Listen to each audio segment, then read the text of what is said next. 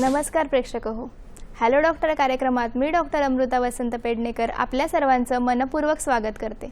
प्रेक्षक हो, असं म्हटलं जातं की संतानम ही परम सौख्यम गृहस्थस्य विशेषतः, म्हणजेच संतानप्राप्ती हे गृहस्थ जीवनातील सर्वात मोठं सुख मानलं आहे.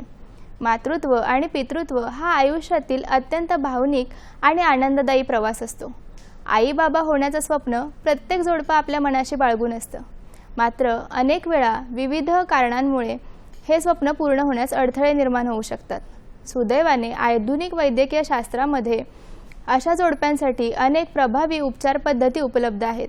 त्यापैकी एक अत्यंत महत्त्वाची आणि अनेक कुटुंबांसाठी आशेचा किरण ठरलेली उपचार पद्धती म्हणजे IVF, इन विट्रो फर्टिलायझेशन. तर याच उपचार पद्धतीविषयी जनजागृती करण्यासाठी दरवर्षी 25 जुलै हा दिवस वर्ल्ड IVF डे म्हणून साजरा केला जातो. तर याच विषयाशी संबंधित आज आपण चर्चा करणार आहोत. तर मंडळी, आजचा आपल्या चर्चेचा विषय तुम्ही TV स्क्रीनवर पाहू शकता. आजचा आपल्या चर्चेचा विषय आहे IVF दिवस आणि या विषयावर मार्गदर्शन करण्यासाठी आपल्यासोबत उपस्थित आहेत आदरणीय डॉक्टर तुषार पालवे सर आणि डॉक्टर श्रुती माने मॅडम. नमस्कार सर. नमस्कार मॅडम. हॅलो डॉक्टर या कार्यक्रमात आपलं मनपूर्वक स्वागत. डॉक्टर तुषार पालवे सर यांचा परिचय द्यायचा झाल्यास, डॉक्टर हे सुप्रसिद्ध अशा ग्रँट मेडिकल कॉलेज मुंबईचे व्हाईस डीन आणि कामा रुग्णालयाचे मेडिकल सुप्रिटेंडंट तसेच IVF सेंटरचे डायरेक्टर म्हणून कार्यरत आहेत. कामा रुग्णालयात महाराष्ट्रातील पहिले शासकीय IVF सेंटर सुरू करण्यात त्यांची महत्त्वपूर्ण भूमिका राहिली असून IVF आणि MTP संदर्भातील शासकीय मार्गदर्शक तत्त्वांच्या निर्मितीमध्येही त्यांचा सक्रिय सहभाग राहिला आहे. राष्ट्रीय आणि आंतरराष्ट्रीय स्तरावर सरांचे 40हून अधिक संशोधनपर लेख प्रकाशित झाले असून वैद्यकीय क्षेत्रातील उल्लेखनीय कार्यासाठी त्यांना Maharashtra Gaurav award, young scientist award, health icon award तसेच बेस्ट गायनेकोलॉजिस्ट अवॉर्ड यासारख्या अनेक प्रतिष्ठित पुरस्कारांनी गौरवण्यात आले आहे. मंडळी, आपल्या दुसऱ्या मान्यवर पाहुण्या आणि तज्ज्ञ आहेत doctor Shruti Mane madam. Madam यांनी MBBS आणि MS in obstetrics and gynaecology हे शिक्षण पूर्ण केले असून रिप्रोडक्टिव्ह मेडिसिनमध्ये फेलोशिप तसेच जर्मनी येथून post graduate diploma in reproductive medicine प्राप्त केला आहे. सध्या त्या दादर येथील Sanvi women's clinic and fertility सेंटरच्या फाउंडर आणि क्लिनिकल डायरेक्टर असून वंध्यत्व आणि IVF क्षेत्रात कार्यरत आहेत. तर अशा अनुभवी आणि प्रगल्भ व्यक्तिमत्व असलेल्या तज्ज्ञांशी आपण संवाद साधणार आहोत. चला तर मग आपण आपल्या विषयाकडे वळूया. सर्वप्रथम मॅडम आम्हाला सांगा की IVF म्हणजे नेमकं काय? IVF जर सोप्या भाषेत समजावणे झाले तर हा ज्यांना वंध्यत्व हा त्रास असतो त्याच्यावर निवारणसाठी हा उपचार आहे. आता IVF हे थोडक्यात सांगणे झाले तर ह्याच्यामध्ये आपण स्त्रियांच्या बीजअंड्यांना त्यांच्या अंडकोशात तयार करतो हॉर्मोन्सचे इंजेक्शन देऊन.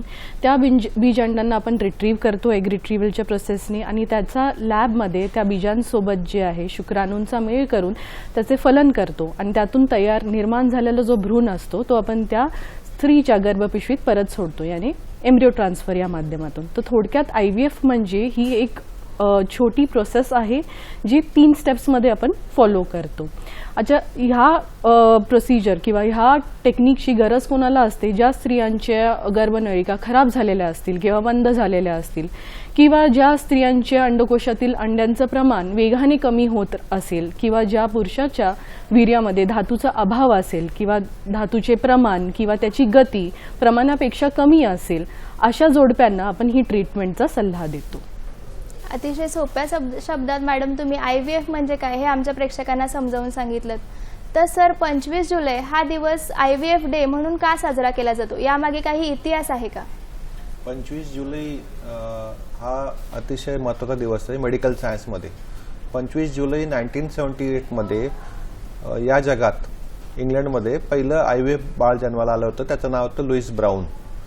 हा जो शोध लागला तेव्हा मेडिकल सायन्समध्ये, म्हणजे बरेचसे जे कपल्स होते त्यांच्यासाठी हा मोठा आधार झाला की आता जर नॅचरली बाळ राहत नसेल तर IVFने सुद्धा बाळ राहू शकतं. त्यासाठी हा महत्त्वाचा दिवस आहे. आणि मेडिकल सायन्ससाठी का महत्त्वाचा दिवस आहे तर जी नैसर्गिक प्रक्रियेने जे बाळ राहतं तीच प्रोसिजर आपण लॅबमध्ये केली सायन्सद्वारे, म्हणून हा महत्त्वाचा दिवस आहे.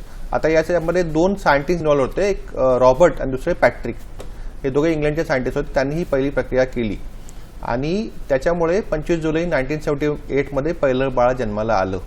तसेच हा त्याच वर्षामध्ये ऑक्टोबरमध्ये 1978ला इंडियात IVFचं पहिलं बाळ जन्माला आलं. तिचं नाव होतं दुर्गा. तर ही घटना घडली कलकत्त्यामध्ये. तर हा वर्षच पूर्ण महत्त्वाचा आहे. आणि आपण हा दिवस साजरा का करतो, तर आपण या दिवशी लोकांची जनजागृती करतो. लोक IVFचे प्रक्रियेचे फायदे काय असतात किंवा कोणासाठी IVFची गरज आहे, आणि तसेच IVFचे जे मिसअंडरस्टँडिंग आहे ते आपण दूर करण्याचा प्रयत्न करतो. नक्कीच सर, या उपचार पद्धतीमुळे अनेक वंध्यत्वग्रस्त जोडप्यांना पालक होण्याची संधी मिळत आहे. तर मॅडम, इनफर्टिलिटी किंवा वंध्यत्व म्हणजे नेमकं काय, आणि किती काळ गर्भधारणा होत नसल्यास डॉक्टरांचा सल्ला घ्यावा, आणि मुळात IVF हा मार्ग कधी निवडावा? ठीक आहे. सो इनफर्टिलिटी म्हणजे की वंध्यत्व, ह्याचा अर्थ असा असतो की जर एक जोडपं वारंवार आणि वर्षानुवर्ष नैसर्गिकरित्याने प्रयत्न करत असेल आणि तरीही त्यांना गर्भधारणा होत नसेल, तर अशा कपलचे आम्ही निरीक्षण आणि परीक्षण करतो. त्याच्यामध्ये जर आम्हाला काही कारणे समजतात ज्याच्यामुळे त्यांना वंध्यत्वाचा त्रास असेल, तर अशा कपल्सला आम्ही इनफर्टाईल कपल असे टॅग करतो. आता कुठलंही जोडपं जे 35 वर्षांच्या आतील असेल आणि ते 1 वर्ष झालं नैसर्गिकरित्या प्रयत्न करत असेल की त्यांना गर्भधारणा व्हावी, जे जोडपं 35 वर्षांच्या पेक्षा जास्त असेल आणि ते 6 महिने झालं ॲक्टिव्हली प्रयत्न करत असेल की त्यांना गर्भधारणा व्हावी, अशा जोडप्यांनी डॉक्टरांचा सल्ला नक्कीच घ्यावा. सेकंड म्हणजे जर कुठलं जोडपं आहे, जशी की आपल्याला आता माहिती आहे की उशिरा लग्न होत आहेत, खूप लोक करिअरमुळे जे आहेत लग्नांसाठी उशीर करत आहेत, अशा जोडप्यांनी जर ते 40 वर्षाच्या एज ग्रुपमध्ये असतील तर त्यांनी त्वरित डॉक्टरांचा सल्ला घ्यावा. आणि IVF हे ट्रीटमेंट जे आहे हा आम्ही तेव्हाच सल्ला देतो जेव्हा त्याच्यासाठी आम्हाला कारणे दिसतात त्या जोडप्यांमध्ये. जसं की मी अगोदर सांगितलेले आहेत, जर कुठल्या स्त्रीचे गर्भनळिका खराब किंवा बंद झालेल्या असतील, किंवा कुठल्या पुरुषाच्या धातूमध्ये अभाव असेल गती व प्रमाणाचा, किंवा कुठल्या स्त्रीच्या अंडकोशातला अंडी जे आहेत ते प्रमाणापेक्षा वेगाने कमी होत राहतील, तर अशा कपल्सला जे आहे आम्ही IVF हा सल्ला देतो. फारच छान माहिती दिली मॅडम तुम्ही. सर, IVF ची प्रक्रिया तुम्ही आम्हाला समजावू शकता का? IVF म्हणजे इन्व्हर्टर फर्टिलायझेशन, किंवा आपण त्याला दुसरं नाव आहे ART, assisted reproductive technique. Assisted reproductive टेक्निकमधला हा एक पार्ट आहे IVF. IVF मध्ये आपण काय करतो, ओवम म्हणजे हे अंडे, बीज आणि शुक्रजंतू याचं मिलन आपण शरीराच्या बाहेर करतो, म्हणून त्याला म्हणतात इन्व्हर्टर फर्टिलायझेशन.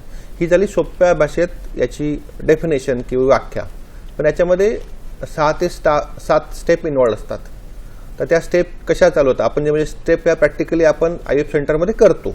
तर पहिली स्टेप काय आहे, ओव्हरिन स्टिम्युलेशन. ओव्हरिन स्टिम्युलेशनमध्ये जनरली प्रत्येक महिन्याला बाईमध्ये एक बीज तयार होतं.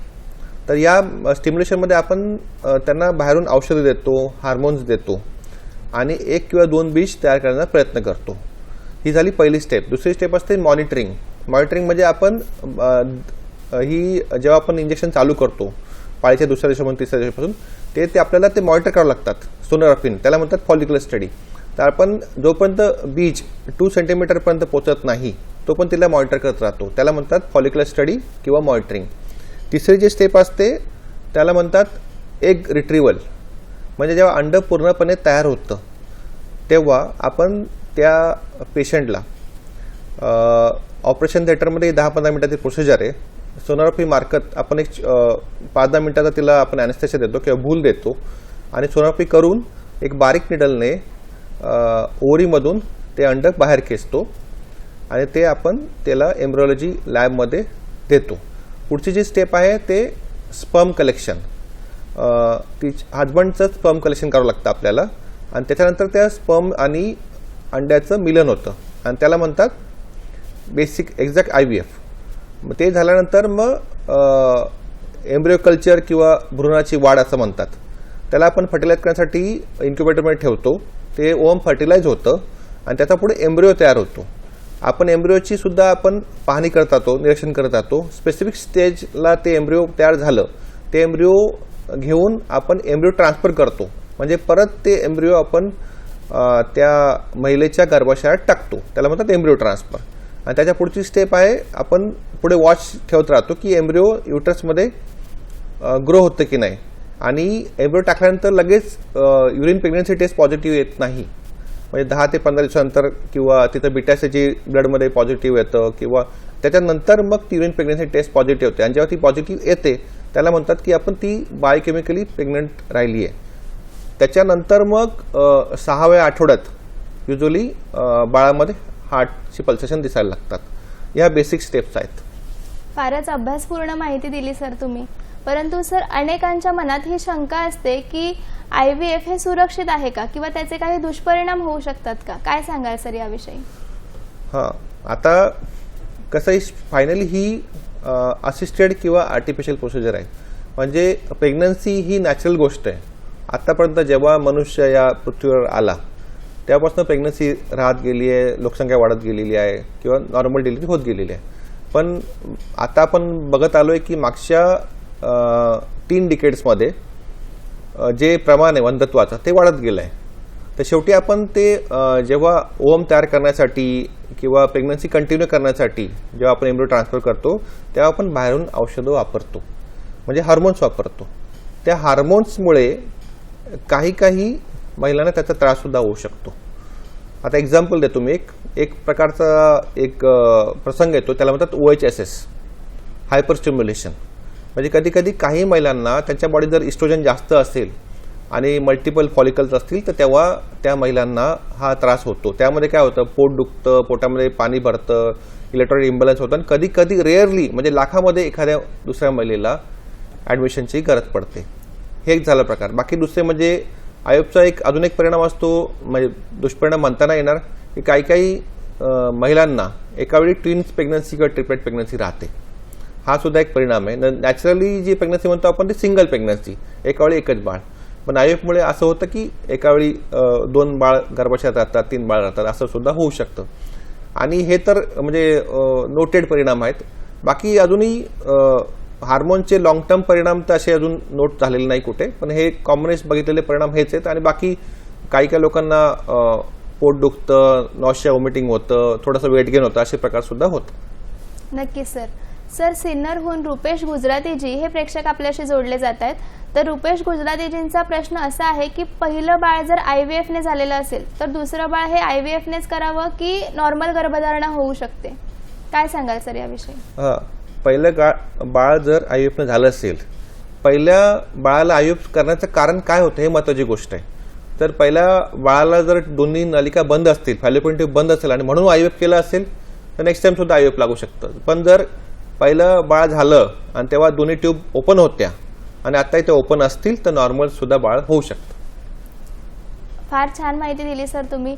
मॅडम, माझा पुढचा प्रश्न आपल्यासाठी असा आहे की IVFसाठी काही विशिष्ट वय असतं का किंवा वय वाढल्याने IVFच्या यशावर काही परिणाम होऊ शकतो का? IVFसाठी असं कुठलं निश्चित वय नाही आहे की तुम्ही या वयाचे झालं तर तुम्हाला IVFच ट्रीटमेंट लागणार आहे. IVF हा उपचार जो आहे तो जोडप्यांना तेव्हा दिला जातो जेव्हा त्यांना त्यांची खरंच गरज असते. जर त्यांच्यामध्ये काही वंध्यत्वाची कारणं सापडतात आपल्याला, तेव्हाच ह्या जोडप्यांना आपण जे आहे IVF ही ट्रीटमेंट सांगतो. पण जसं तुम्ही विचारलं की वयाचा काय प्रभाव पडतो का IVFच्या यशावरती, तर हो. जर समजा एक्झाम्पल देणे झाले तर एक 23 वर्षाची मुलगी आहे आणि तिचे दोन्ही ट्यूब्स ब्लॉक्ड आहेत, तर तिचं वय लहान आहे तरीही तिला IVF ट्रीटमेंट लागणार आहे. आणि तेच एक 26 वर्षाचा पुरुष आहे, त्याच्या वीर्यामध्ये धातूचा अभाव आहे, तर ह्याही जोडप्याला जे आहे IVF ट्रीटमेंटद्वाराच बाळ करावे लागणार आहे. पण जसं वय वाढतं तसं एव्हिडन्समध्ये हे बघितलं गेलेलं आहे की IVFच्या सक्सेस रेटवर त्याचा इम्पॅक्ट पडतो. आणि ते कसा पडतो की कारण जसं वय वाढतं त्याच रेटने जे आहे स्त्रियांचे अंडकोशातील अंडी जी असतात, बीज अंड जे असतं, त्याची गुणवत्ता कमी व्हायला लागते. पुरुषांच्या शुक्राणूंमध्ये DNA फ्रॅगमेंटेशन वाढायला लागतं, त्यांची गती कमी व्हायला लागते आणि त्यामुळे आतून तयार होणाऱ्या भ्रूण आहे त्याचीही गुणवत्ता कमी व्हायला लागते. तर अशा केसेसमध्ये जे आहे वयाचा प्रभाव तसा इम्पॅक्ट IVF ट्रीटमेंटवर त्या रीतीने इम्पॅक्ट करतो. सो साधारणतः जर IVFचा सक्सेस रेट आपण पाहायला गेलात तर जे जोडपं 35च्या खाली आहे आणि त्यांना IVF ट्रीटमेंट ही लागलेली आहे, सो ह्यांच्या केसेसमध्ये जो सक्सेस रेट आहे तो अप्रॉक्सिमेटली 45 to 50% पर्यंत येतो. पण तेच जर ते जोडपं 35 ते 40च्या वयोगटातील असेल तर त्यांचा सक्सेस रेट जो आहे 35 ते 40% येतो. आणि जर 40पेक्षा जास्त वयाचं जोडपं असेल तर त्यांचा सक्सेस रेट जो आहे 20 ते 25% पर्यंत येतो. पण जसं वय वाढतं तसंच त्या अंड्यामध्ये किंवा त्या बनणाऱ्या भ्रूणामध्ये जे आहे क्रोमोझोमल अबनॉर्मलिटीजची शक्यताही वाढते. तर त्यासाठी अशा कपल्सला ज्यांचं एज ग्रुप हायर आहे, त्यांना आपण मेडिकल टर्म्समध्ये ॲडव्हान्स मटर्नल एज बोलतो, ज्यांचं एज जे आहे 35+ आहे, अशा कपल्सला आपण PGTA ही टेस्टिंग सांगतो during IVF treatment. So that ह्या ट्रीटमेंटमध्ये आपण काय करतो, जे भ्रूण तयार झालेलं आहे, जे एजेड कपल्स आहेत त्याचं आपण सेल्स घेतो त्या भ्रूणाचे, त्याला आपण टेस्टिंग जेनेटिक टेस्टिंगला पाठवतो आणि बघतो की ते भ्रूण जे आहे क्रोमोझोमली नॉर्मल आहे की नाही, आणि तेव्हाच त्या कपलमध्ये आपण ते तयार झालेलं भ्रूण ट्रान्सफर करतो.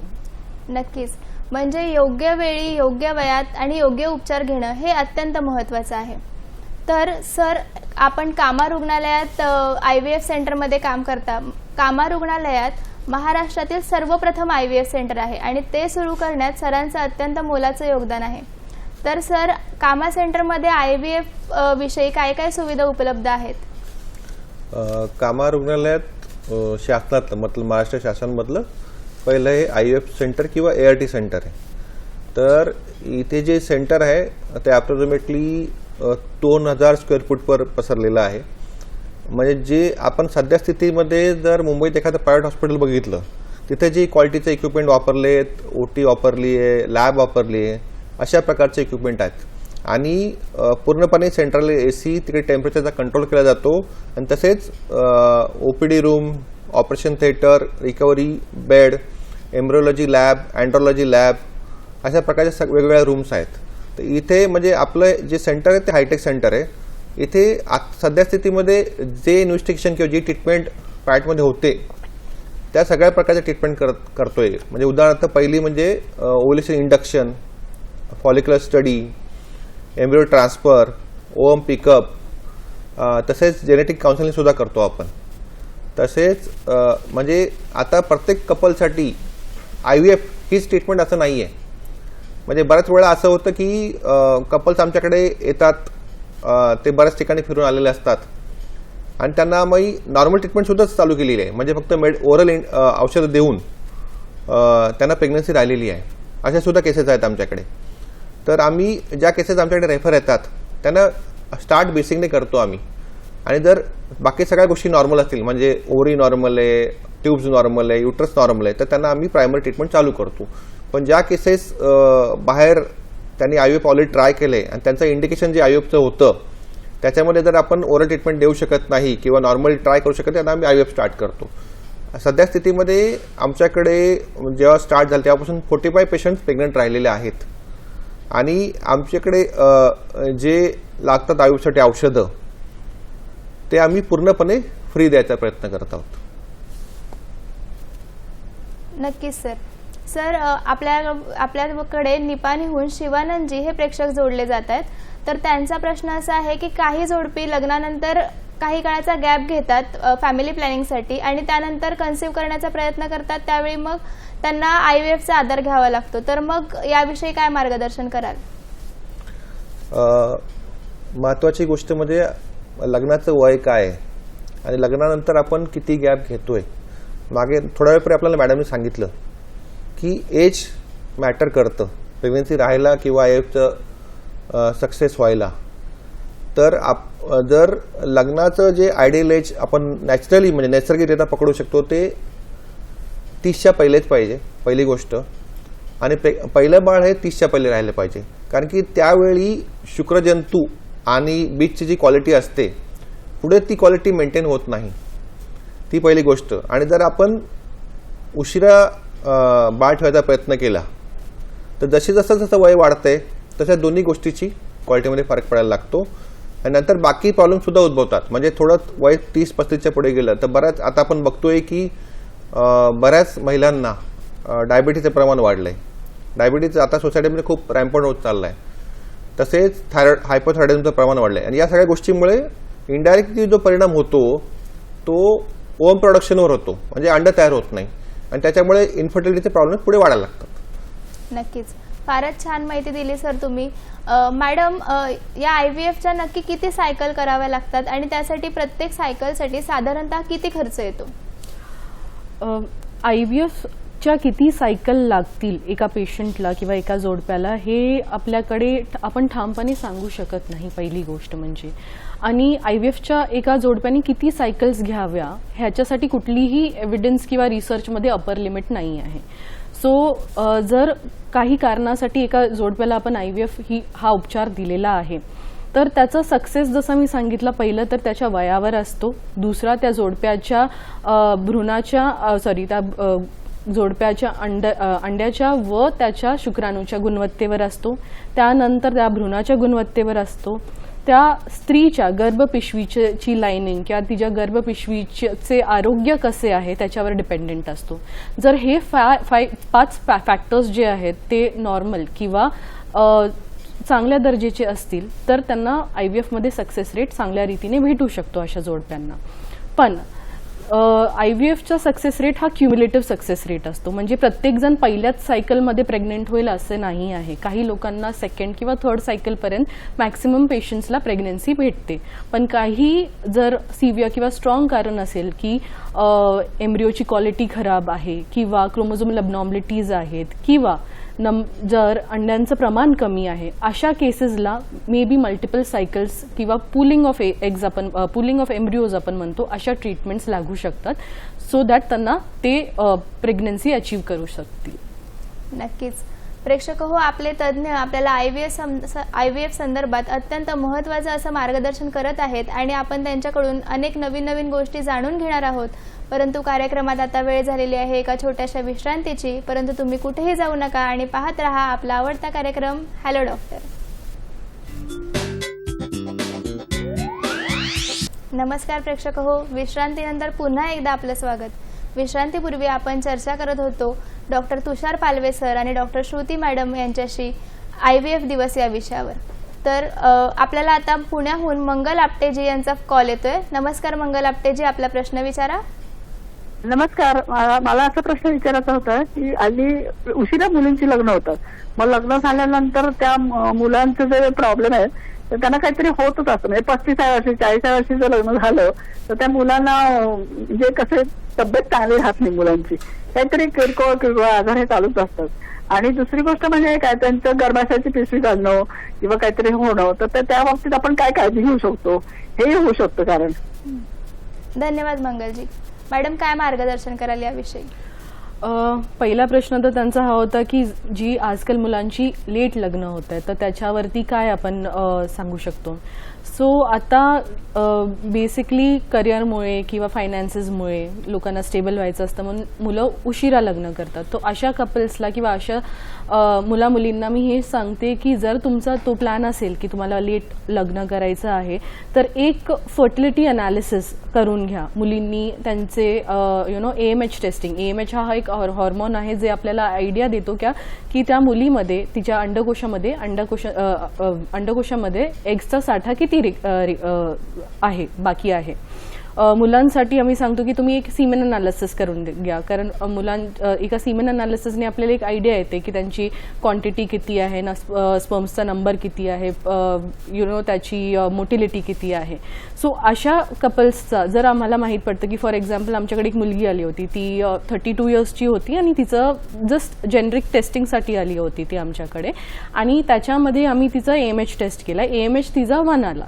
सो तिचे काही नियर फ्युचरमध्ये प्लॅन्स नव्हते की की तिला लग्न करायचं होतं. सो अशा मुलीला आम्ही ॲडवाईस केलं की तुम्ही एग फ्रीजिंग करून घ्या. जर तुम्हाला पोस्टपोनच करायचं आहे लग्न किंवा चाइल्ड बेअरिंग म्हणजे गर्भधारणा जर पोस्टपोन करायची असेल अशा मुलींना लग्न झालेल्या, तर त्या एग फ्रीजिंग करून घेऊ शकतात. मुलांना येस आम्ही काही मेडिकल थेरपी स्टार्ट करतो जर मोटिलिटी किंवा काउंटमध्ये फरक असेल, आणि ऑब्व्हियसली त्यांना आम्ही हे इव्हॅल्युएट पण करतो की काय कारणांमुळे की हॉर्मोनल फ्लक्च्युएशनमुळे त्यांच्या स्पर्म हेल्थवर फरक पडलेला आहे, किंवा दुसरे काही सोनोग्राफीज असतात पुरुषांचे सुद्धा ज्याच्यात आम्हाला समजतं त्यांना वॅरिकोसिल हायड्रोसिल त्याच्यामुळे त्यांच्या स्पर्मच्या क्वांटिटीवर किंवा मोटिलिटीवर फरक पडलेला आहे की नाही. दुसरं म्हणजे आजकालची लाईफस्टाईल. सो लाईफस्टाईल इम्प्रूव्हमेंट हे आम्ही दोघांनाही सांगतो. जर समजा कोण मुलं अल्कोहोल कन्झम्पशन करतात किंवा स्मोकिंग करतात तर त्यांना मी स्ट्रिक्टली सांगतो की जर ते प्लॅन करणार आहेत नियर फ्युचरमध्ये तर हे व्यसन त्यांना थांबावे लागतील. आणि ऑब्व्हियसली यांना काही अँटीऑक्सिडंट थेरपीज आपण देतो, आणि इन केस त्यांच्या हॉर्मोन्समध्ये काही फ्लक्च्युएशन्स असेल ते बॅलन्स करण्यासाठी आम्ही त्यांना काउन्सिलिंग देतो. नक्कीच. मॅडम, विश्रांतीपूर्वी आपण चर्चा करत होतो की एका IVF सायकलसाठी साधारणतः किती खर्च येतो, तर काय सांगाल याविषयी? सो एका IVF सायकलचा अर्थ म्हणजे एक जर स्टँडर्ड IVF सायकल पाहता आली तर त्याच्यामध्ये आपले हॉर्मोनल इंजेक्शन्स असतात, सोनोग्राफीज असतात, एग ओवम पिकअपची प्रोसेस असते, त्याच्यानंतर आपण IVF लॅबमध्ये त्या एग्ज आणि ह्याचं स्पर्मचं मेळ करणं, आणि मग तो बनलेला एम्ब्रिओ एक तर इधर तो फ्रीज होतो किंवा तो ट्रान्सफर होतो. तर ही पूर्ण एक स्टँडर्ड IVF सायकल असते. तर ह्याचा खर्च साधारणतः 1.5 to 2.5 lakhsपर्यंत येतो. पण IVF मध्येही थोडी ॲडव्हान्स प्रोसिजर असतात ज्याला आपण ICSI असं म्हणतो, IMSI म्हणतो. ICSI म्हणजे ICSI. तर हे आपण कोणासाठी वापरतो? ज्या पुरुषांची स्पर्मची मोटिलिटी खूपच कमी असते, तर अशा शुक्राणूंसाठी जे आहे आपण ICSI ही टेक्निक वापरतो. त्याच्यामध्ये आपण एग मध्ये ते जे स्पर्म आहे तो इंजेक्ट करतो. सो फर्टिलायझेशनचा जो पार्ट असतो जो नॅचरली व्हायला हवा टेस्ट ट्यूबमध्ये तो आपण ICSIच्या द्वारे ते स्पर्म इंजेक्शनच्या द्वारे आपण त्याला फुलफिल करतो. सेकंड आहे IMSI. ह्याच्यामध्ये जे मॉर्फोलॉजिकली म्हणजे जे अबनॉर्मल स्पर्म्स आहेत, तर एक जेव्हा स्पर्मचा ड्रॉप येतो त्याच्यामध्ये मल्टिपल स्पर्म्स दिसतात आपल्याला, तर एक नॉर्मली स्पर्म सिलेक्ट करण्यासाठी IMSI ही टेक्निक असते. सो अशा टेक्निक्स जर ॲड ऑन होतात तर IVFचा खर्च त्या रीतीने वाढत जातो. सो एक स्टँडर्ड IVF सायकल साधारणतः कोणत्याही सेंटरमध्ये 1.5 to 2.5 पर्यंत होईल. बट इन केस काही त्या कपलला PGTA किंवा IMC किंवा ICSI असे ॲडव्हान्स टेक्निक्स लागले तर त्याचा रेट वाढत राहतो. नक्कीच. म्हणजे IVFच्या प्रक्रियेनुसार वेगवेगळ्या प्रक्रियेनुसार खर्च बदलत जातो. Yes. तर सर, कामा रुग्णालयामध्ये साधारणतः किती खर्च येतो एका सायकलसाठी? जसं आपण मॅडम सांगितलं की प्रत्येक सायकलमध्ये डिफरंट स्टेप्स असतात. म्हणजे उदाहरणार्थ आपण जेव्हा ओव्ह्युलेशन इंडक्शन करतो तर जे मेडिसिन लागतात ते आम्ही फ्री देतो पूर्णपणे. नंतर जी सोनोग्राफी करावी लागते तर सोनोग्राफीचा जो खर्च असतो तो 100 रुपये असतो. जी दिवसाची सोनोग्राफी असते ती सोनोग्राफी आपल्याला 12-13 दिवसापर्यंत करावी लागते. नंतर जी प्रोसिजर करतो आपण त्याला म्हणतात वर्म रिट्रीवल, ती मायनर प्रोसिजर असते तर त्याचा 250 रुपये खर्च असतो. नंतर जो एम्ब्रिओ लॅब आहे, एम्ब्रिओलॉजी लॅब आहे, त्याचा काही खर्च नाही आहे. परत जेव्हा आपण ते ट्रान्सफर करतो एम्ब्रिओ ट्रान्सफर, ती पण मायनर प्रोसिजर म्हणून असते, तिथे 250 रुपये खर्च असतो. त्याच्यानंतर जी परत सोनोग्राफी करावी लागते तो ॲव्हरेजली 100 रुपये खर्च येतो. आणि जे लोक येलो आणि ऑरेंज रेशन कार्ड आहे तर त्यांना जी मधले जे औषधं आहेत म्हणजे डे 2 पासून जे स्टार्ट करतो आपण जोपर्यंत ओव्हम रिट्रीवल होत नाही ते पूर्णपणे आपण फ्री देतो. तर म्हणजे जर आपण कॅल्क्युलेट केला पूर्ण हिशोब या एका सायकलचा तर अप्रॉक्सिमेटली ते 3 ते 4 हजारमध्ये होतं. बरं सर, या IVFचा सक्सेस रेट किती आहे आणि हा कोणत्या गोष्टींवर अवलंबून असतो? IVFचा सक्सेस रेट ही खूप महत्त्वाची गोष्ट आहे. म्हणजे दोन्ही ठिकाणी असू दे, भले ते गव्हर्नमेंट असू दे किंवा प्रायव्हेट असू दे. प्रायव्हेटमध्ये उलट लोकांच्या अपेक्षा खूप वाढलेल्या असतात की आम्ही एवढे, आता तुम्ही ऐकला की खर्च किती होतो, मग 1.5 ते 2.5 लाख एका सायकलचा खर्च होतो. मग त्यांना वाटतं की आम्ही एवढे पैसे भरतोय तर आम्हाला 100% सक्सेस रेट पाहिजे. पण जो सक्सेस रेट असतो हा पूर्णपणे आपल्या बाकी ज्या गोष्टी आहेत त्याच्यावर अडकलेला असतो. म्हणजे आपण IVF सायकल केलं तर लगेच आपल्याला बाळ राहील असं काही नाही आहे. तर बरेचसे फॅक्टर्स आहेत ते काउंट करतात सक्सेस रेटसाठी. पहिली जी गोष्ट आहे ती एज, म्हणजे त्या फिमेलचं एज किती आहे. जेवढं कमी एज आहे म्हणजे 25 ते 35 असेल तर हा जो सक्सेस रेट आहे तो अप्रॉक्सिमेटली 50 to 60% असतो. पुढे जसं 10-10 वर्षांनी वय वाढतंय तसा तो सक्सेस रेट 10 ते 15% कमी होत जातो.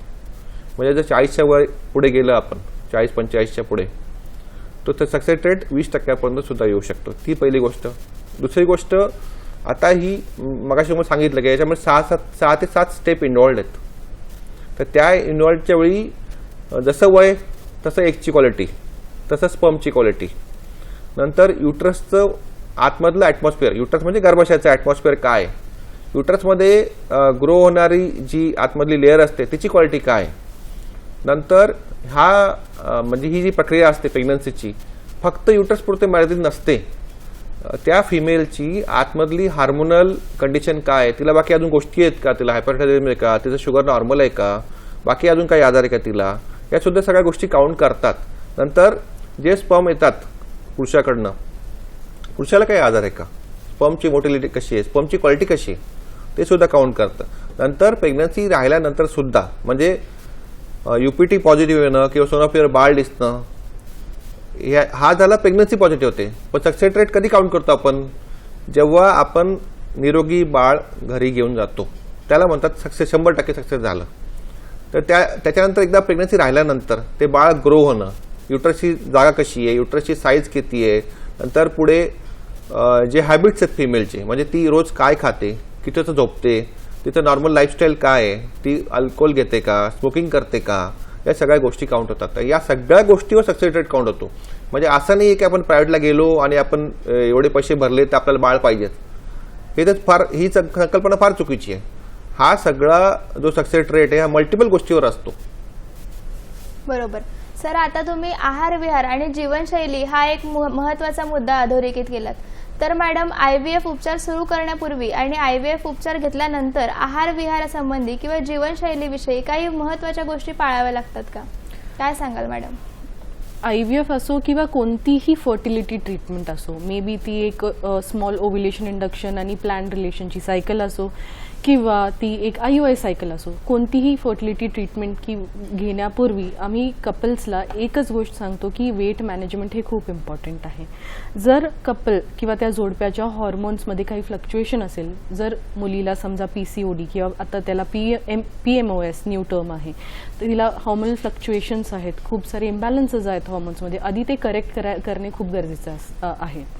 सो एनी ट्रीटमेंट त्याला आपण पुढे जाण्याच्या अगोदर त्यांचं वेट मॅनेजमेंट एक इम्पॉर्टंट फॅक्टर आहे. अँटीऑक्सिडंट थेरपी देतो आपण या कपल्सला, सो दॅट ॲटलिस्ट जे डेफिशियंट व्हायटमिन्स आहेत, मिनरल्स आहेत त्यांच्यामध्ये, जसं की खूप लोक, जर तुम्ही बघितलं इंडियामध्ये खूप लोकांमध्ये व्हायटमिन B12ची डेफिशियन्सी पाहण्यात येते, तर त्यांना ते करेक्शन द्यावं लागतं. आणि त्याच्यानंतर जे आहे आम्ही त्यांना कोणत्याही फर्टिलिटी ट्रीटमेंट घ्यायला सांगतो.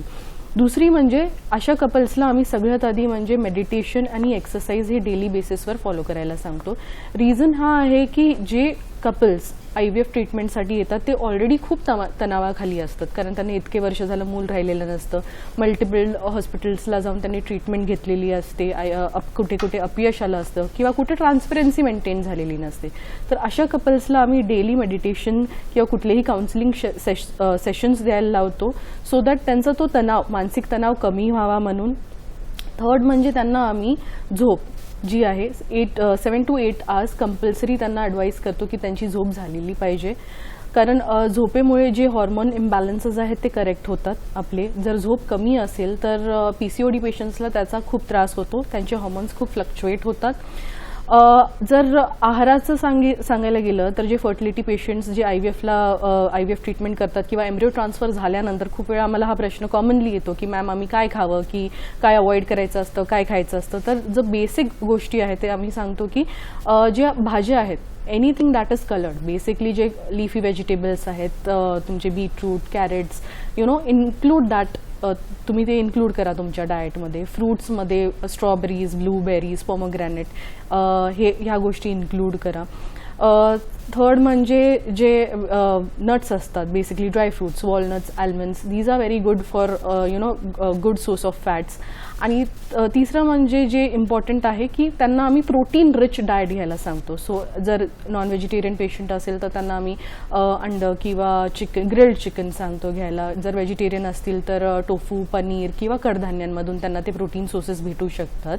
आणि येस, हायड्रेशन म्हणजे पाणी 2 ते 3 लिटर पाणी डेली पिणे हे खूप इम्पॉर्टंट असतं अशा पेशंट्ससाठी.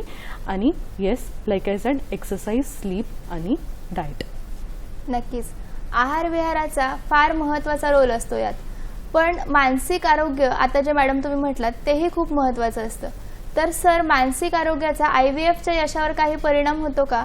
आणि कुटुंब आणि जोडीदार यांचा भावनिक सपोर्ट यामध्ये किती महत्त्वाचा असतो? हो, मानसिक आरोग्य त्या महिलेचं खूप महत्त्वाची गोष्ट आहे. बऱ्याच वेळा असं होतं फॅमिलीजमध्ये की म्हणजे हे ट्रीटमेंट येणारे जे कपल असतात ते 2-3 वर्ष, आणि ते आमच्याकडे जे येतात ते तर ॲटलिस्ट त्यांना 6-7 वर्ष झालेले असतात, ते प्रायव्हेटला जाऊन आलेले असतात. तर अशा वेळी जसे जसे लग्नानंतर वर्ष वाढतात तशी त्या महिलेमध्ये एन्झायटी, डिप्रेशन अशा बऱ्याच गोष्टी तयार व्हायला लागतात.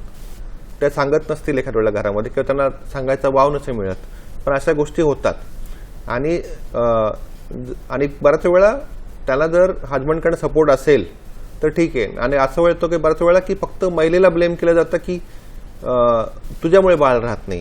हे बऱ्याच ठिकाणी आपण बघितलं असेल. तर याच्यामध्ये जो मानसिक त्रास किंवा इमोशनल सपोर्ट किंवा इमोशनली किती स्टेबल आहे हे खूप महत्त्वाची गोष्ट आहे. आणि असं काही नाही की इमोशनली जो बॅलन्स आहे किंवा स्ट्रेस आहे तो बॉडीशी कनेक्टेड नाही, असं बिलकुल नाही आहे. बऱ्याच वेळा इमोशनल स्ट्रेसमुळे, डिप्रेशनमुळे त्यांची झोप डिस्टर्ब होते, त्यांचं इटिंग हॅबिट डिस्टर्ब होतात, फिजिकली ॲक्टिव्हिटी डिस्टर्ब होते. आणि त्याच्यामुळे त्यांना वजन वाढणं किंवा इरेग्युलर खाणं, बऱ्याचशा गोष्टी अजून वाढतात.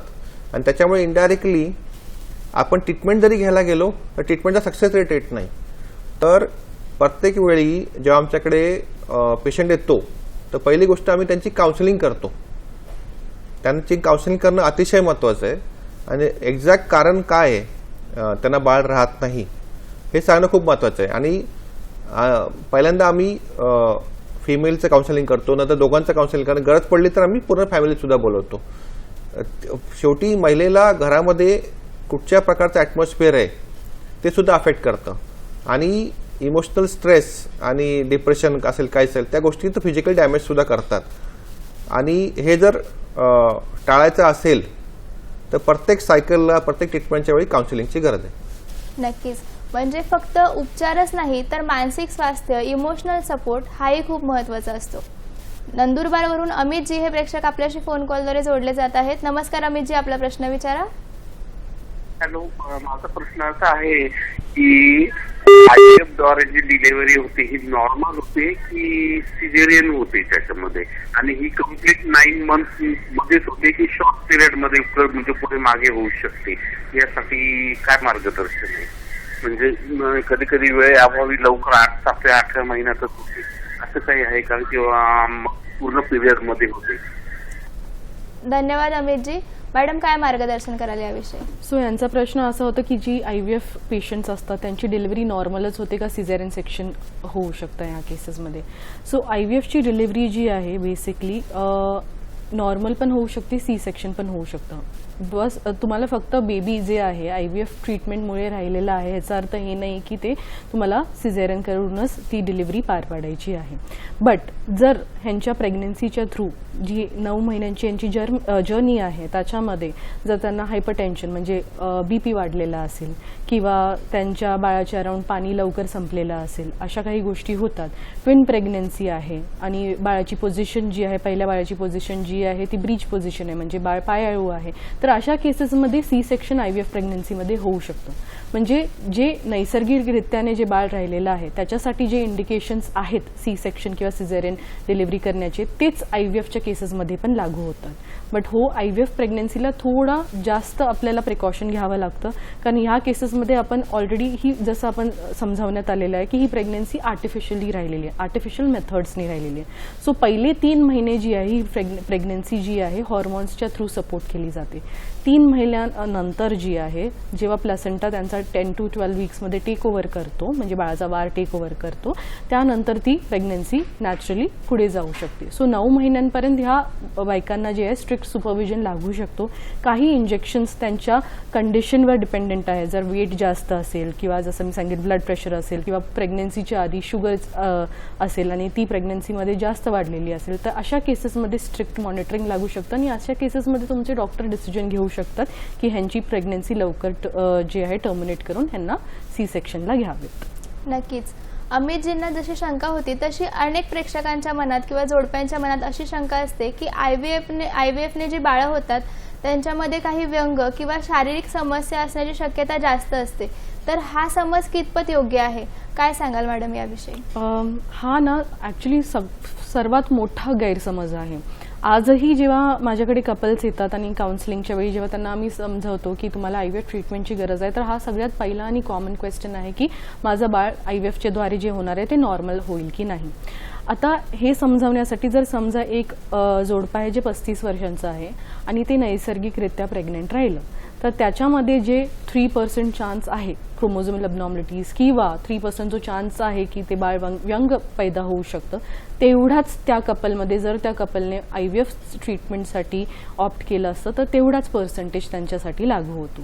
बट हो, जसं मी आधीही सांगितलेलं आहे की जसं वय वाढतं तसं अंड्यामध्ये भ्रूणांमध्ये क्रोमोझोमल अबनॉर्मलिटीज वाढतात वाढत्या वयामुळे. तर अशा केसेसमध्ये तेही ओव्हरकम करण्यासाठी IVF ट्रीटमेंटमध्ये आपल्याकडे PGTA हा प्रकार आहे, ज्याच्यातून आपण त्या एम्ब्रिओची म्हणजे ते तयार झालेल्या भ्रूणाची जेनेटिक टेस्टिंग करून बघू शकतो की हे बाळ हेल्दी आहे की नाही आणि मगच ट्रान्सफर करू शकतो. आणि हे जेनेटिक टेस्टिंग आम्ही त्या कपल्सला ऑफर करतो ज्यांच्या घरांमध्ये अनुवंशिक आजार असतील, ज्यांचं लग्न नात्यात झालेलं असेल किंवा ज्यांचे वारंवार प्रिव्हियस गर्भपात झाले असतील आणि एज पण जोडप्याचं कमी असेल, तर अशा जोडप्यांना आम्ही ते ॲडवाईस करतो. नक्कीच. मॅडम, पुण्याहून प्रीतीजी या प्रेक्षक आपल्याशी फोन कॉलद्वारे जोडल्या जात आहेत. नमस्कार प्रीतीजी, आपला प्रश्न विचारा. मला आहे ना बीपीच्या गोळ्या चालू केल्या होत्या. हा मॅडम, आपला प्रश्न विचारा प्रीतीजी. बीपीच्या गोळ्या चालू केल्या होत्या मला 9th month मध्ये, तर त्या किती दिवस चालू ठेवायच्या आता डिलिव्हरी नंतर? काय सांगाल सर याविषयी? बीपीच्या ज्या गोळ्या चालू केल्या होत्या डिलिव्हरी झाल्यानंतर ते रेग्युलर बीपी चेक करत राहायचा. नंतर मग बाकी ज्या गोष्टी आहेत, बाकी किडनीची सोनोग्राफी वगैरे, बाकीचं पायाला सूज वगैरे येते की ते बघायचं. आणि बीपी जर हळूहळू 120-80 असा राहत असेल तर हळूहळू डोस कमी करावा आणि हळूहळूरित्या नंतर तो युजली 6 आठवड्यात बीपीच्या गोळ्या बंद होतात. सर, त्यांचा मूळ प्रश्न असा होता की त्यांची डिलिव्हरी IVF मुळे झाली, तर मग त्यानंतर त्यांना बीपीच्या गोळ्या सुरू केलेल्या, तर त्या किती वेळपर्यंत घेतल्या पाहिजेत? तेच सांगितलं, पुढे बीपी चेकअप करत राहायचं आणि पुढे 6 आठवड्यापर्यंत त्या गोळ्या म्हणजे आपण एक्झॅक्ट सांगू शकत नाही की कधी बंद करायच्या. बरोबर. जसं जर बीपी चेक करत राहू आणि बीपी नॉर्मल येत राहील त्याच्यानंतर गोळ्या बंद करता येतील. बरोबर. मॅडम, तुम्ही मगाशी एग फ्रीजिंग हा उल्लेख केला, तर एग फ्रीजिंग करणं हे कितपत योग्य आहे आणि IVF आणि एग फ्रीजिंगचा काही संबंध आहे का? एग फ्रीजिंग जे आहे ते आजकालच्या मुली एग फ्रीजिंगबद्दल खूप जागृत झालेल्या आहेत. आजही आमच्या क्लिनिकमध्ये जे आहेत मुली सामोरून येतात आणि बोलतात की आम्हाला एग फ्रीजिंग करायचं आहे. तर त्याच्याबद्दलची जागृती आजकालच्या दुनियामध्ये वाढलेली आहे, पहिली गोष्ट म्हणजे. पण मी हे सांगू इच्छिते की ज्या मुलींना त्यांच्या करिअरमुळे त्यांचं लग्न पोस्टपोन करायचं आहे किंवा ज्या लग्न झालेल्या मुली आहेत आणि त्यांना त्यांचं गर्भधारणा पोस्टपोन करायची असेल काही कारणांमुळे असं होते किंवा ज्या मुलीची लहानपणी किंवा टीनेजमध्ये जी आहे ओव्हेरियन सर्जरी म्हणजे अंडकोशाची सर्जरी झाली असेल, मे बी ते एंडोमेट्रियोसिस म्हणजे रक्ताच्या गाठी होतात काही स्त्रियांना, ज्याला आपण चॉकलेट सिस्टही म्हणतो, ह्याच्यामुळे त्यांना ऑपरेट करावं लागलं वयाच्या टीनेजमध्येच, अशा मुलींचं जे आहे एग रिझर्व जे आहे वेगाने कमी होण्याचे चान्सेस असतात. तर अशा मुलींना आम्ही एग फ्रीजिंग हा सल्ला देतो. सेकंडली म्हणजे आपण एग फ्रीजिंग जितके लवकर करू ते बेटर असतं, कारण जसं आपल्याला माहिती आहे की एगची क्वालिटी जी आहे वयाच्या हिशोबाने कमी होत राहते. सो जेवढ्या लवकर आपण ते एग्ज फ्रीज करू ते त्या मुलीसाठी बेटर असतं, कारण जेव्हा पण ती बेबी प्लॅन करेल फ्युचरमध्ये तेव्हा त्या एगची एज जी असेल जेव्हा तिने ते फ्रीज केलं होतं त्या एजचा तिला तो एग भेटणार. सेकंडली म्हणजे काही मुलींना जे आहे किंवा मुलांनाही देखील कर्करोगाची ट्रीटमेंट घ्यावी लागते, की त्यांना किमोथेरपी लागते, शॉट्स लागतात किंवा रेडिओथेरपीची गरज पडते. तर अशा मुलींना आम्ही मुलांना सीमेन फ्रीजिंग ॲडवाईस करतो आणि मुलींना देखील जे आहे आम्ही एग फ्रीजिंग किमोथेरपीचे किंवा रेडिओथेरपीचे सेशन्स करण्याच्या आधी ॲडवाईस करतो. बिकॉज किमोथेरपी आणि रेडिओथेरपीमुळे जे आहे एगचा रिझर्व आणि स्पर्मचा रिझर्व कमी होण्याचे चान्सेस भरपूर असतात. नक्कीच मॅडम, आता आपण कार्यक्रमाच्या शेवटच्या टप्प्यात आलेलो आहोत, तर सर जाता जाता तुम्ही आपल्या प्रेक्षकांना काय संदेश देऊ इच्छिता? आता जे प्रॉब्लेम आहे वंध्यत्व किंवा इन्फर्टिलिटी, याचं जे मेन कारण आहे ते आपल्या लाईफस्टाईलवर जुडलेलं आहे. म्हणजे बरेचसे आजार असतील, म्हणजे वंध्यत्व असू द्या किंवा बाकी आजार, आपण काय खातो आणि कधी खातो, नंतर आपण किती वेळ झोपतो आणि आपल्या फिजिकल ॲक्टिव्हिटी किती आहे, या 3 गोष्टी प्रत्येक आजारासाठी काउंट होतात आणि ते बरेचसे आजार याच्यामुळेच होतात. जर आपलं आहार पौष्टिक असेल आणि तो वेळेवर असेल, पहिली गोष्ट. दुसरी गोष्ट, आपला जो झोपायचा टाईम आहे, रात्री किती झोपतो आणि सकाळी किती वाजता उठतो, आणि अप्रॉक्सिमेटली 6 ते 8 तास जर झोप असेल बरोबर. आणि तिसरी गोष्ट, बरेचसे ज्या महिला आहेत किंवा पुरुष आहेत जे शहरामध्ये राहतात त्यांची फिजिकल ॲक्टिव्हिटी अतिशय कमी आहे. तर त्यांची फिजिकल ॲक्टिव्हिटी रोजच्या डेली रुटीनमध्ये होत नसेल तर त्यांनी जिम जॉईन करणं, जिम करणं खूप महत्त्वाचं आहे. या 3 गोष्टी जर बरोबर असतील तर युजली प्रेग्नन्सी राहायला प्रॉब्लेम येत नाही. हे झालं हार्मोन रिलेटेड गोष्टी. बाकी अजून गोष्टी आहेत, म्हणजे example unprotected intercourse before marriage, आणि त्याच्यामुळे इन्फेक्शन वगैरे होतात आणि त्याच्यामुळे ट्यूब्स वगैरे बंद होतात.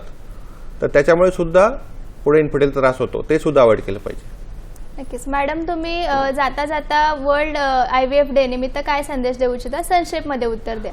मी एवढंच सांगेन की जे पण जोडपे किंवा मुलं मुली आहेत बाहेर, रेग्युलर इयरली टेस्टिंग करा. पहिली गोष्ट म्हणजे जर तुमच्या ब्लड टेस्टमध्ये किंवा हॉर्मोन्समध्ये काही फ्लक्च्युएशन्स असतील तर घाबरू नका, डॉक्टरना भेटा. वेळेत सल्ला घेतला तर त्याला आपल्याला रिकवर करता येतं. आणि जर तुम्हाला कुठल्याही डॉक्टरने सांगितलं की तुम्हाला IVFची गरज आहे किंवा फर्टिलिटी ट्रीटमेंटची गरज आहे, प्लीज येऊन एकदा डॉक्टरला भेटा आणि समजून घ्या की कारण काय आहे, आणि त्या गोष्टी अंगावर काढू नका, कारण उशीर झाल्यापेक्षा तुम्ही लवकर ट्रीटमेंट घेतलेला नेहमी बेटर असेल. नक्कीच प्रेक्षक हो, सर आणि मॅडम यांनी आपल्याला IVF संदर्भात अतिशय सुंदर असं मार्गदर्शन केलंय. डॉक्टर तुषार पारवे सर आणि डॉक्टर श्रुती माने मॅडम, तुम्ही वेळात वेळ काढून इथे आलात आणि आम्हाला अत्यंत मोलाचं असं मार्गदर्शन केलं, त्याबद्दल दूरदर्शन सह्याद्री वाहिनी आणि आमच्या हॅलो डॉक्टर संघातर्फे आपले खूप खूप आभार. धन्यवाद सर, धन्यवाद मॅडम. प्रेक्षक हो, आता वेळ आलेली आहे आपली रजा घेण्याची. पुन्हा भेटूया एका नवीन भागात नवीन विषयासह आपल्या आवडत्या कार्यक्रमात, ज्याचं नाव आहे हॅलो डॉक्टर. तोपर्यंत स्वस्थ रहा, मस्त रहा आणि आनंदी रहा. धन्यवाद.